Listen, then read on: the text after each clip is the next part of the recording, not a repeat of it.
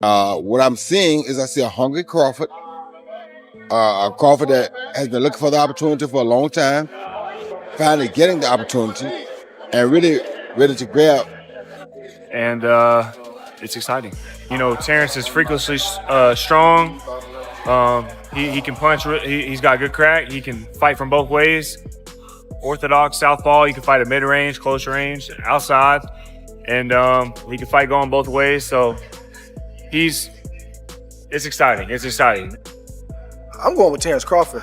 You know, big weight jump, a dangerous fight, but somebody's got to prove to me that they can break Terence Crawford's will and that he can't figure it out against. Few matchups in boxing spark as much passion and argument as this one.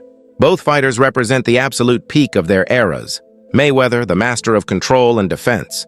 Crawford, the modern-day executioner with timing, power, and precision. Analysts, champions, and fans have all weighed in, turning this debate into something bigger than boxing. It's a battle of legacy. One of the greatest, he's done shit that Floyd Mayweather ain't done. Like what?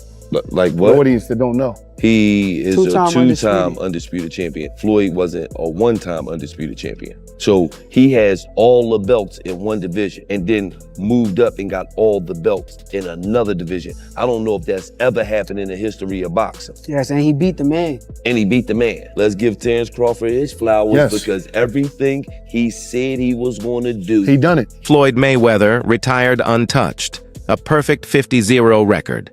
5 weight classes, and a resume packed with world champions. His style wasn't about chaos, it was about mastery. He turned every fight into a chess match where he dictated every move. His timing, accuracy, and defensive IQ made him one of the most frustrating puzzles in boxing history. Mayweather stopped Conor McGregor in the 10th round to improve to 50-0 in what he says will be his final fight. I actually believe him this time, Max. What's his legacy?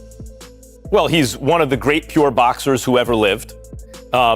He is never cheated himself. He always was in condition. He had no off nights. That's why he won every fight. It's one of the reasons. Not because he's one of the best to ever do it, and because he was always prepared over a very long amateur and pro career. Amazing. Another reason is he carefully selected opponents, knew when and where and when and who to fight, and basically changed the paradigm in boxing. I'll translate. He flipped the script. I mean, really, boxing is basically, and this is just the way it is, and I'm a huge boxing fan, and I make no apologies about it, but it is fans and networks essentially exploiting fighters. That's how it works. We want to, and we demand a level of dedication and risk-taking with your health that's insane. Right? Like someone's getting their head beaten every which way, and if you quit, you don't have heart. You can't be a great fighter, which is true, by the way. It's a blood sport. And Floyd, and usually fighters wind up broke and punch drunk. And Floyd Mayweather flipped the script. He said, no, I'm not going to let the game play me. I'm going to play the game. Terence Crawford, though, is the evolution of that mastery.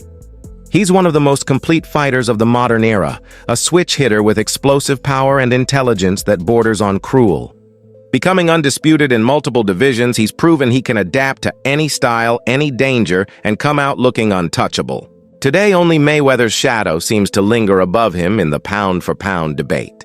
Is on Terence Crawford's side, all the legacy, meaning he only has the opportunity to win the belts. Saul only has an opportunity to defend them. Terence Crawford has an opportunity to be in a 5 division and the only person to win all 4 belts in 3 separate weight divisions. Why is Saul taking this fight? And I'm going to tell you why. Because there's some things in life more important than just the belts. And that 20-year career that Terence Crawford made, that all that he has, is very valuable. Very, very valuable. He had 1 foot out the game, and if he can be the man to defeat him, because remember, if Saul beats him, Terence Crawford was the first man to get all 4 belts in 2 separate weight divisions. Yes, I beat that champion. Yes, I beat the multiple division champion. And Oscar De La Hoya, who once shared the ring with Mayweather, still gives Floyd the edge.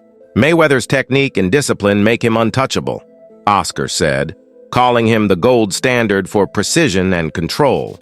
But Canelo Alvarez, who fought both men, had a very different take. Crawford is way better than Floyd, Canelo claimed, praising Bud's IQ, versatility, and the level of dominance he's shown in recent years. Coming from someone who's faced both, that statement hit the boxing world like an uppercut. have to disagree because Floyd Mayweather toyed with Canelo. Like, he literally toyed with him. He didn't get hit at all. Not one time. And Crawford, yeah, he's more of a fighter, boxer. Mayweather's more of a boxer. But I have to disagree. I think Mayweather is much more superior than Crawford. Not just because he beat me and it was a close fight, whatever, or that I stepped in the ring with Mayweather, but I really feel that technically Mayweather's a better fighter. You faced Mayweather, you were 23 years old, I believe? 23. And Just again, turned 23. Yeah, you just turned 23. You didn't have a lot of seasoning. I know people say, oh, he had a lot of fights. Well, you didn't have an amateur career. You started boxing at 15 as a pro, right? Yeah. So you gave up the weight concession. You gave up the rehydration clause. And I always thought if you would have faced him, with some more seasoning, it would have gone differently. He deserved the position in that moment because, Floyd Mayweather is one of the best fighters in the boxing history, and he deserved the position in that moment. I try to make history, and I try to put myself in the very top in that moment. But for some reason, doesn't happen, right? And yeah, like you say, if I had that fight with Miguel Angel Cotto first and all these kind of fights, and then fight Mayweather, maybe go in the different way. But we never gonna know. And I learned what from that fight, and like I say, things happen for a reason.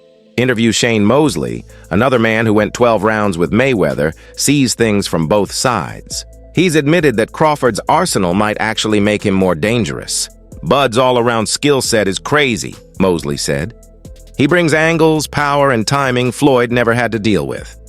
But even then, he couldn't dismiss Mayweather completely. It's better out of those two, Crawford or Mayweather.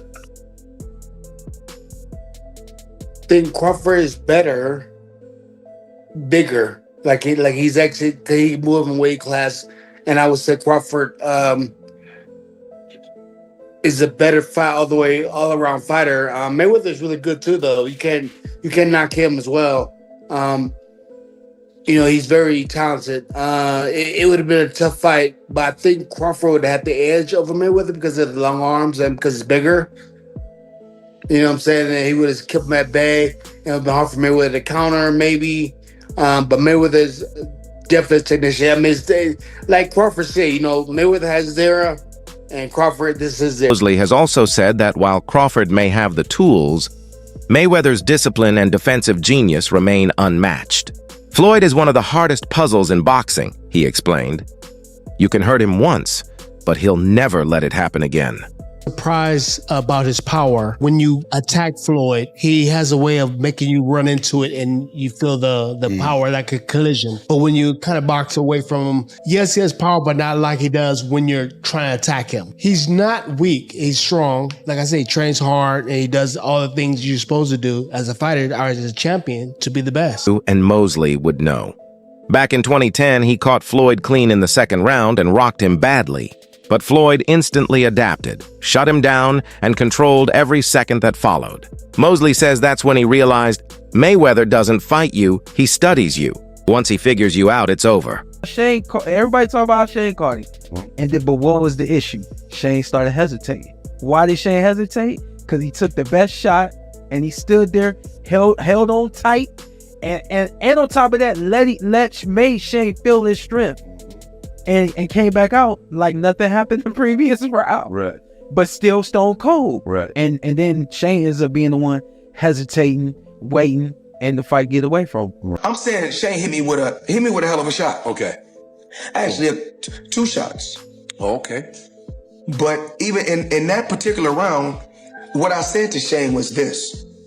I was like, you said something to him when you grabbed him. I said, you gotta kill me. Oh shit. I wasn't ready, Floyd. I said that was a good one. I said that was a good one, but you gotta kill me. Wow. I said, you gotta kill me. And then I'm not gonna lie. Andre Ward, Crawford's close friend and fellow legend, has been one of Bud's biggest defenders. Ward argues that Crawford's adaptability and calm destruction of elite opponents prove he belongs in the same conversation, maybe even above. Floyd.9